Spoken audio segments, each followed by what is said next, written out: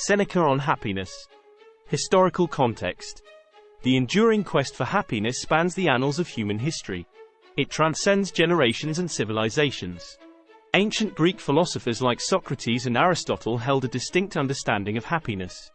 They saw eudaimonia as the ultimate goal of human life, attaining flourishing and well-being through cultivating virtue and realizing one's full potential. Eudaimonia embodied their conception of profound happiness. In the footsteps of the ancient Greeks, we find Seneca, a Roman statesman and philosopher.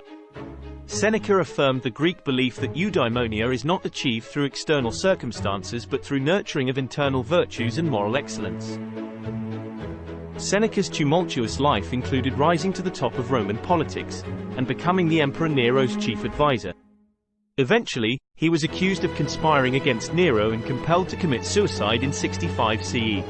Stoicism, a philosophical school originating in 3rd century BCE Athens, had found favor among the Roman aristocracy by Seneca's time. Seneca, a devoted Stoic, championed its core principles of virtue, reason and self-control, providing a philosophical guide for navigating life and politics during the precarious reign of the emperors. At the heart of Stoicism is the belief that humans possess a distinct capacity for reason. Living in sync with this rational essence was a Stoic recipe for a virtuous and joyful life. Virtue and moral excellence.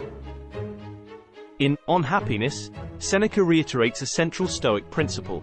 Genuine happiness is not contingent on favorable external circumstances. Instead, happiness is the outcome of purposeful cultivation of virtues and moral excellence. Virtuous actions and character lead to genuine happiness. The more aligned our actions are with qualities like wisdom and justice, the more we experience a deep and sustained sense of contentment in our lives. In expounding this view, Seneca paints a contrasting picture between the ephemeral nature of external circumstances and the enduring nature of virtue. Detachment and tranquility.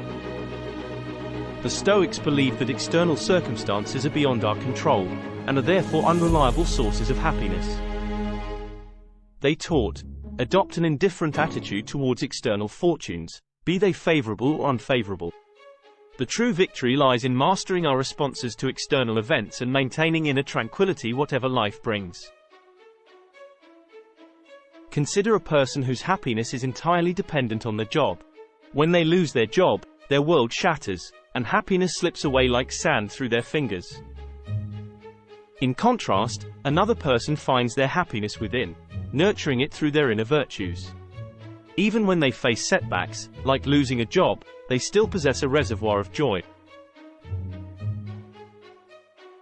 External circumstances are subject to change, and beyond our control, whereas virtue is a lasting and inherent quality that resides within us. By cultivating virtues, we can attain a lasting and authentic happiness that remains resilient even in the face of life's ups and downs.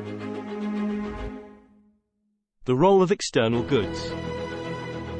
Seneca echoes the Stoic message, asserting that the acquisition of wealth, fame or other worldly assets does not guarantee genuine contentment. He argues that external goods, like wealth, cannot be inherently good, since they do not automatically make us virtuous. If wealth were indeed a good, it would have the power to transform wicked individuals into good ones.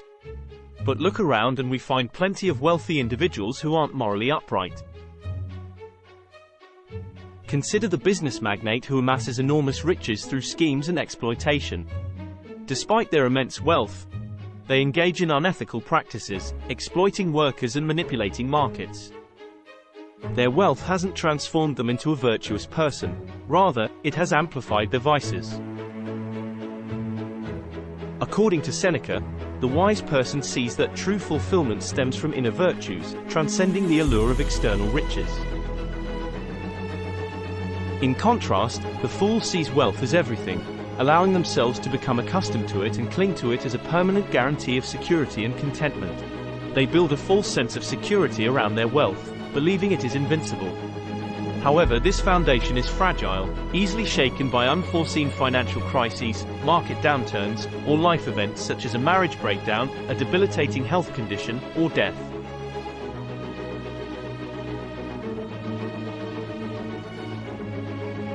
Seneca warns that relying on wealth for happiness is precarious. Wealth can vanish suddenly, leaving one to confront the emptiness of misplaced priorities.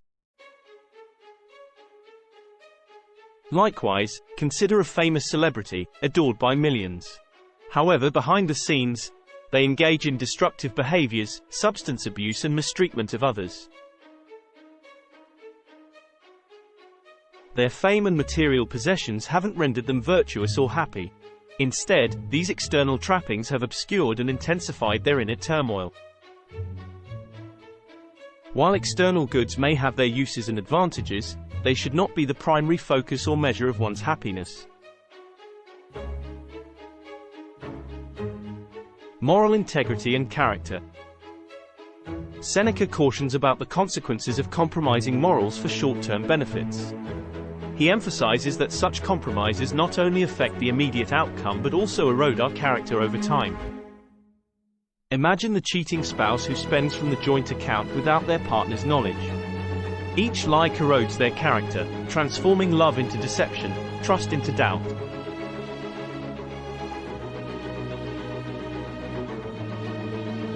Rather than rely on externals or compromising our principles for short-term gain, Seneca encourages us to focus on fortifying our internal fortress of virtue, allowing it to guide our actions and decisions regardless of the external chaos. This inner tranquility is a sanctuary, allowing us to navigate challenges with composure and resilience. It's a state of mind that remains steady amidst the ebb and flow of life.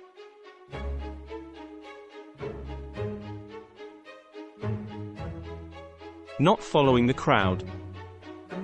Seneca emphasizes the importance of personal judgment and self-reliance in shaping a happy and meaningful life. He challenges the tendency to unquestioningly trust others, advocating for reliance on our own judgment. This empowers us to make informed choices and avoid uncritical beliefs.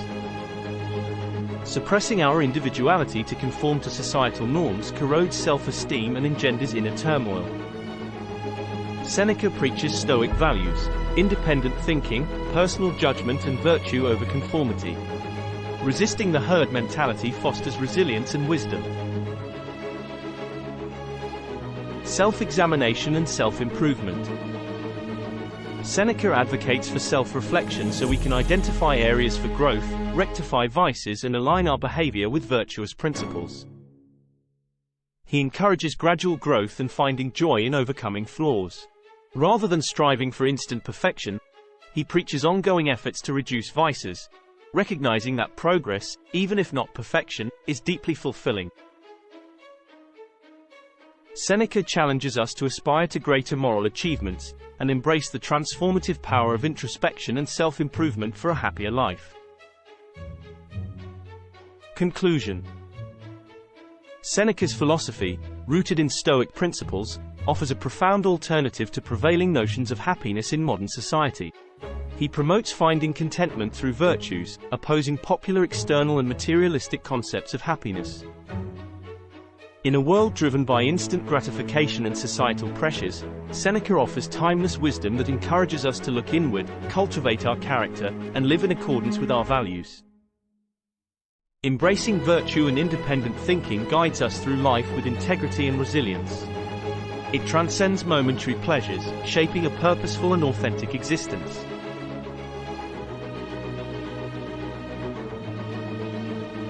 Thanks for watching.